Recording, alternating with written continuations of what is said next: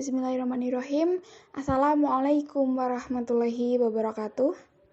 Yang kami hormati Bapak Seno Arisa Smito MH selaku dosen pengampu mata kuliah metodologi penelitian serta teman-teman HES 4D yang kami banggakan.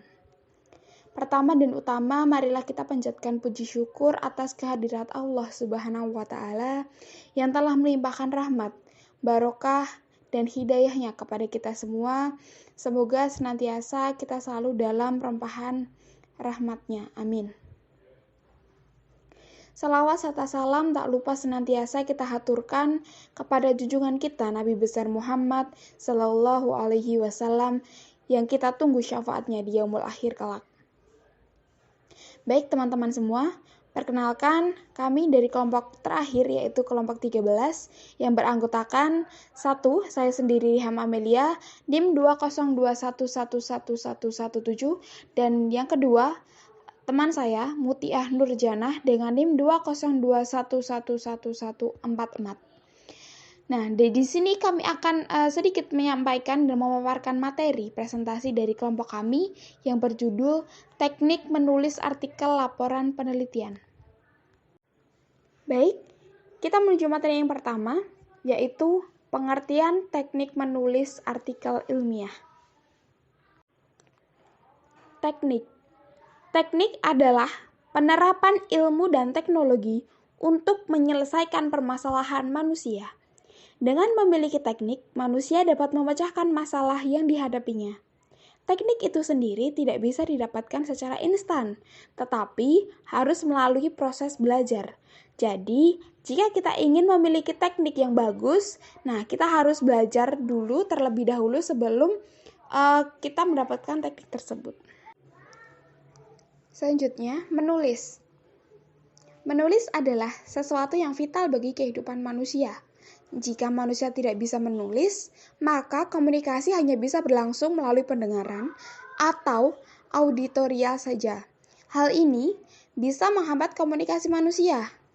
Menurut Joko Tarigan dalam Elina Syarif Zulkarnaini Sumarno 2009, menulis berarti mengekspresikan secara tertulis gagasan, ide, pendapat, atau pikiran dan perasaan.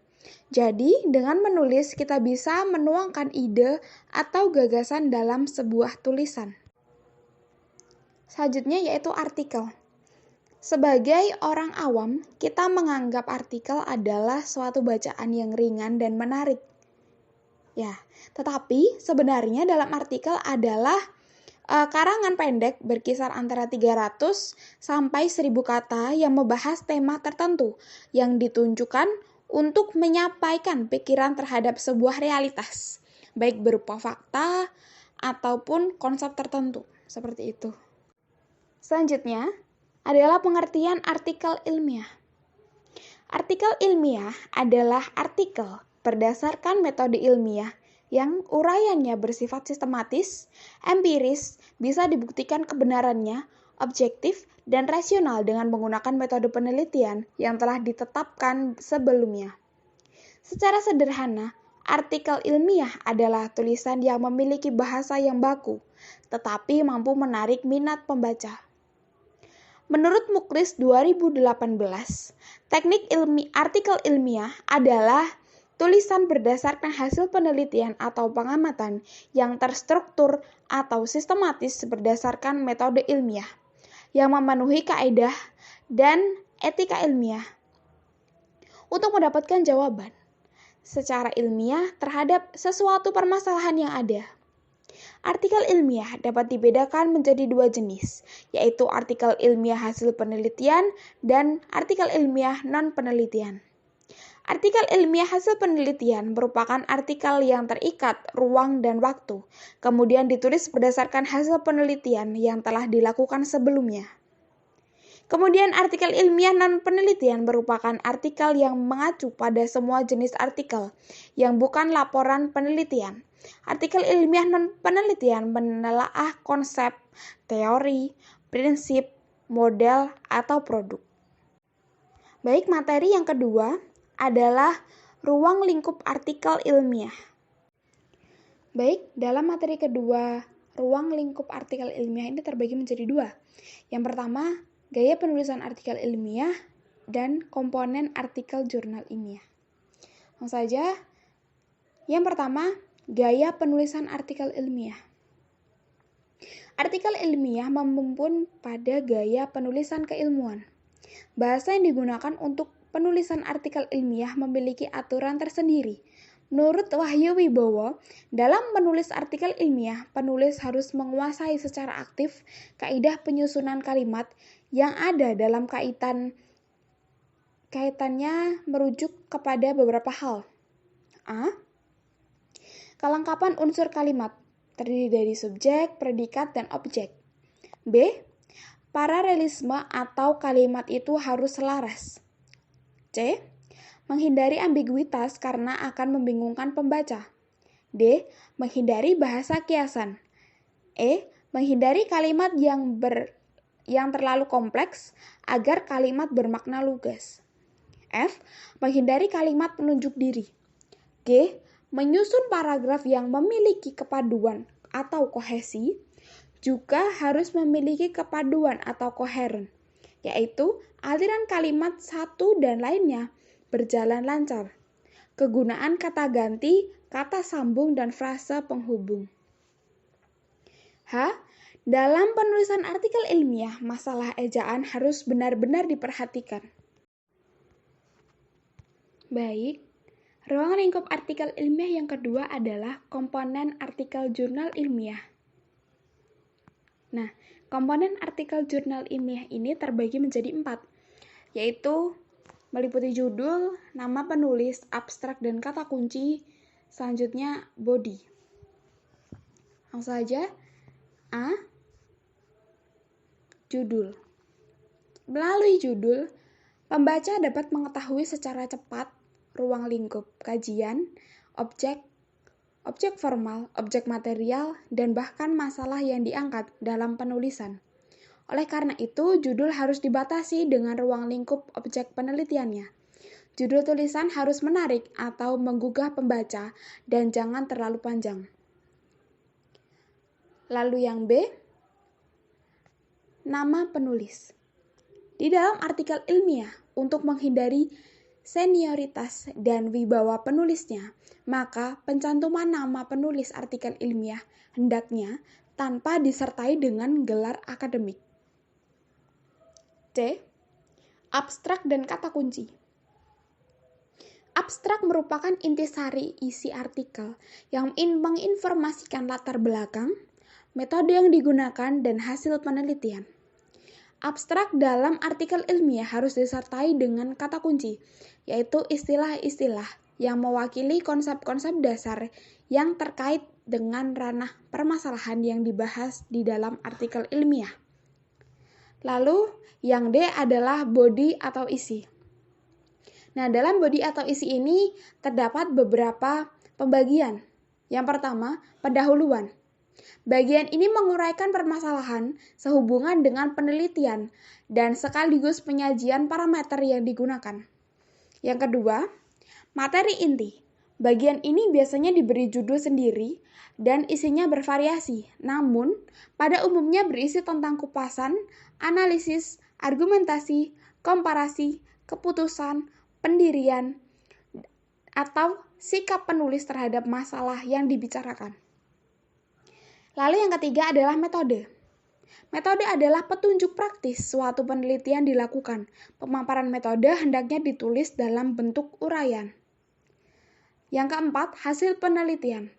Hasil penelitian adalah uraian argumentatif berdasarkan teori-teori yang digunakan dalam rangka pengujian hipotesis, asumsi, atau pengkajian diterapkan dalam perumusan masalah. Hasil peneliti disajikan di dalam bagian materi inti ini. Lalu yang kelima adalah pembahasan. Hasil penelitian disajikan dalam bagian materi inti. Bagian ini, penulis mendiskusikan pertanyaan-pertanyaan penelitian dan menunjukkan bagian temuan-temuan tersebut yang diperoleh, lalu diimplementasikan dengan struktur pengetahuan yang mapan, sehingga dapat dimunculkan teori atau paradigma baru. Seperti itu. Lalu, yang keenam adalah penutup, simpulan, dan saran. Artikel ilmiah diakhiri dengan bagian penutup yang berupa simpulan.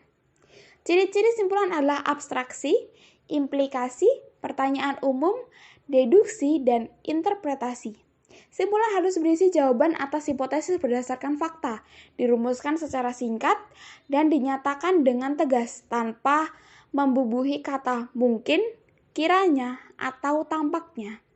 Selain itu, artikel ilmiah juga bisa mengajukan saran asalkan bertautan dengan penelitian, logis, dan sahih, dan ditujukan kepada orang, lembaga, atau pihak yang berwenang. Lalu yang terakhir adalah daftar pustaka. Daftar referensi yang ditulis harus benar-benar menjadi bahan dalam artikel ilmiah. Baik, untuk materi yang selanjutnya akan disampaikan oleh rekan saya, Saudari Mutiah. Selanjutnya, yang ketiga adalah teknik menulis artikel ilmiah. Yang pertama adalah judul. Judul dibuat dalam bahasa Indonesia dan bahasa Inggris. Judul artikel yang baik bersifat ringkas, informatif, dan deskriptif. Terdiri dari sejumlah kata yang seminimal mungkin. Tepat menggambarkan isi tulisan yang mengandung konsep atau hubungan antar konsep. Tepat dalam memilih dan menentukan urutan kata. Judul disusun tidak terlalu spesifik. Penggunaan singkatan atau formula kimia sebaiknya dihindari. Judul ditulis dengan huruf besar atau kapital. Istilah bahasa asing ditulis dengan huruf miring atau italik. Kemudian, teknik membuat judul untuk artikel pada dasarnya sama dengan membuat judul untuk berita. Jika penulis berhasil membuat judul yang menarik, tentu suatu prestasi tersendiri. Namun, jika isinya baik tetapi judulnya kurang berhasil, biasanya judul yang dibuat bisa diubah oleh redaktur pelaksana media massa yang bersangkutan. Teknik untuk membuat judul yang baik yaitu yang pertama, provokatif, singkat, padat, relevan, fungsional, representatif, dan merujuk pada bahasa yang baku. Yang kedua, nama dan alamat penulis. Nama diri penulis ditulis tanpa mencantumkan gelar, dan penulisan nama dari satu artikel ke artikel lainnya harus tetap atau konsisten. Hal ini penting untuk pengindeksan nama pengarang.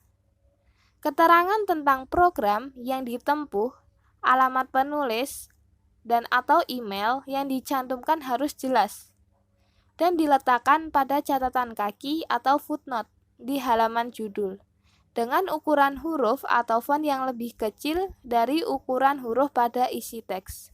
Yang ketiga adalah abstrak. Dilihat dari isinya, abstrak dapat dikategorikan ke dalam dua jenis, yaitu yang pertama, abstrak bersifat deskriptif dan abstrak bersifat informatif. Abstrak bersifat deskriptif ini menggambarkan hanya tujuan dan ruang lingkup isi tulisan, tetapi tidak menyebutkan hasil dan kesimpulan isi tulisan. Sedangkan abstrak yang bersifat informatif ini memberikan penjelasan tentang latar belakang masalah, rumusan masalah, pendekatan atau metode, hasil, dan kesimpulan isi tulisan. Oleh karena unsur-unsurnya lebih banyak, maka abstrak informatif lebih panjang dari abstrak deskriptif. Tulisan-tulisan dalam jurnal ilmiah biasanya menggunakan abstrak informatif.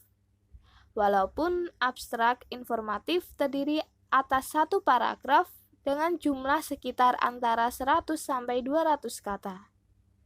Informasi dalam abstrak diharapkan mencakup yang A, latar belakang masalah, yang B, rumusan masalah, yang C, pendekatan atau metode, yang D, hasil, kemudian yang terakhir yang E, kesimpulan pembahasan.